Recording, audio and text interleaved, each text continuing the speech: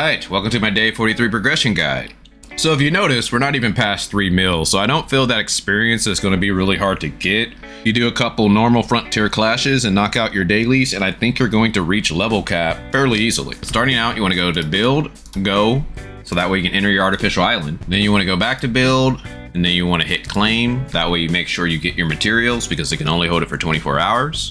But while I'm here, I want to go ahead and mention a mistake that I made yesterday. It turns out what the patch did yesterday is correct the description on the boss respawn. So it looks like common enemies respawn every 3 days and bosses respawn every 7 days. So for most of us, our bosses will respawn tomorrow. But since we have a day to prepare, I wanted to go ahead and talk about the exchange door. So starting out, I want to talk about supplied materials, and that's essentially the tuna cans that you get from the kitty house. But I believe this is the best one because you can buy relic shards, SSR and SR, but they are weekly. On top of that, you want to get the monthly thing. So to get everything in this store is going to cost you 4,600 tuna cans. But remember, you do need these resources to also upgrade your buildings. So I recommend that you don't go to the exchange store until we kill our bosses tomorrow, to where you're going to get extra materials for each of the houses, and you're going to get the quality building materials to upgrade your building. And then the monthly items with the joint supply chip and the limited matrix row. Then you can upgrade the pumpkin house, that way you can get these monthly limits.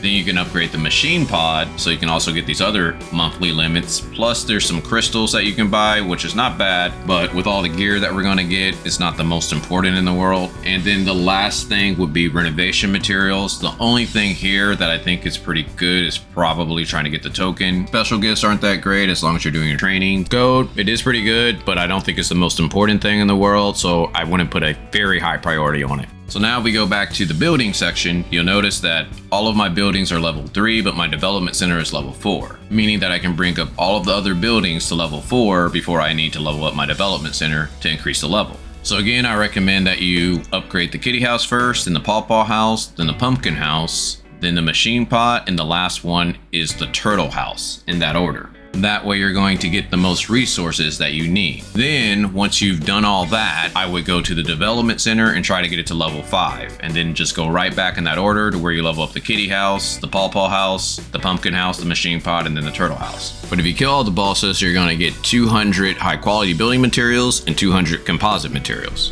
as well as 280 materials of each of the other building materials. So that means you're going to get 280 tuna cans, 280 fibers, and you get the point. So you could try to math this out and level up maybe the kitty house and the development center, but again, I just recommend doing them all in order of priority. But after that, I would go ahead and do Mia's kitchen. I would do your bounties, then I would do your ruins, and for today we got access to D02 hard.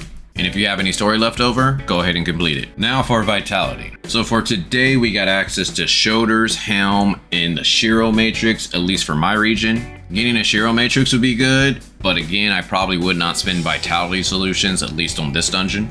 But besides that, you can do intercell exploration and check your stargates and see if you have 2 or more in this category. If so, it's a level 3 stargate. But if there's some nanofiber and booster frame level 2 stargates, you might want to consider doing it. Otherwise, you can do dimensional trials, but just make sure it's difficulty 5. Or you can do space-time domains, but just make sure it's difficulty 5. But if you're still struggling for XP, feel free to go ahead and force decipher any password chest and open up any rusted iron chest. You can also do the Frontier Clash AFK farm or do the Raincaller Island chest run. And if you want more information on that, check out my experience farm video. Then don't forget to do your daily gifts. You want to go to the black market and talk to Hopkins. You want to go to Cetus Island and do the claw machine. Then you want to do your 2 ability trainings.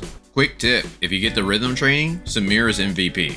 Next, you want to maintain your vehicle. So some of the best places is Astra Shelter. The next place would be Bangi Shelter. After that, we got the black market. And the best place, High Crows. Also attack any elemental rocks you see for crystals. Next, we have Aida Cafe, which opens every day at 1 p.m. And if you want to know where to get the ingredients or what the customer's preferred dishes are, check the links down in the description. Then we got the weekly tab. You want to make sure you're doing everything you can so that way you can collect everything up top, which leads us to our challenges. Now, if you're trying to push like the Bygone or Frontier Clash or something, you might want to use your Mia's Kitchen for that to power you up, but just make sure you use your 3 attempts before the day is over. But starting with the Bygone Phantasm. Again, I want to stress, make sure you have a decent team. That way you can do this new Phantasm, because this is going to give you the most points when it comes to your ranking. Frontier Clash, with the new boss lineup, it is a little bit harder, but I think as long as you have a pretty good team and coordinated individuals, you're still going to be able to get the same amount of boxes you got last week, especially since we don't have any bolt restrictions. Void Risk, we got another attempt today, so go ahead and knock it out so you can get that Matrix pull and possibly a new Matrix. And if this is a first time boss for you, make sure you go ahead and knock that out. Wormhole, we only have 3 days left to knock out the Endless mode, so make sure you knock that out so that way you can get your energy crystal dust. And today we have access to a new raid. Now this one was pretty interesting. Essentially what our strategy was is that we sent most of our team to attack Frigg. I believe that was the purple portal.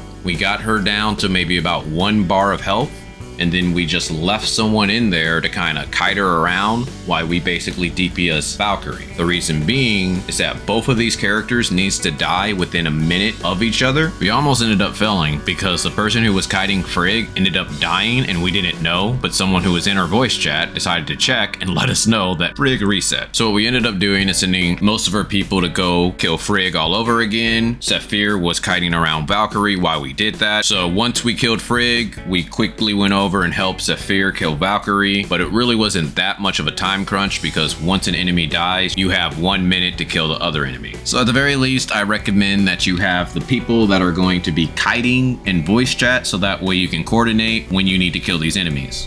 Then we have Apex League. If you're trying to reach Grand Marshal, you might want to put a couple hours in each day. Next, we have our daily buys. So you want to go to shop, hot, then buy your 2 vitality solutions. Now this is only if you can afford it. Then we have the Commissary, starting with the Crystal Dust store. Make sure you buy your advancement modules and your booster modules. Then again, I recommend that you buy the boots because you probably want to run the gloves dungeon because it gives you access to the gloves and a lot of good matrices. Then we have the crew store. Now the only thing you want to be using your crew points on are relic shards. And mainly I've been mentioning that you want to get the Omnium shield, but I did want to point out to you the space-time rift. This one is pretty good to get because if you can get this to rank 3, you're going to do 20% more damage. So you might want to consider doing this. But I do want to let you know that there's a couple resources where you can get relic shards. You have it from the exchange store in your artificial island. We're also going to get 15 relic shards at 68 once we do that dungeon. And then in the Vera Orienteering, we're going to get a whole space rift relic, meaning that at the very least, we have 45 space rift shards coming in the future. So you might want to put that into your calculations before you start heavily investing in space rift shards. But to get crew points, you want to make sure you're doing your daily donations and you're knocking out your 4 missions for the week.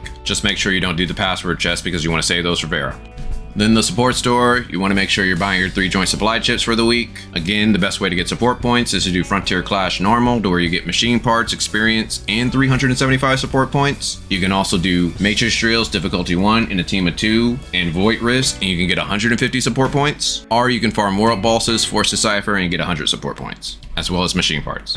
But besides that, I would go achievement hunting, explore the map, or go mount farming. Hopefully you guys enjoyed. If so, check out my day 42 video. Also, I would greatly appreciate a like and a comment. But other than that, talk with you guys later.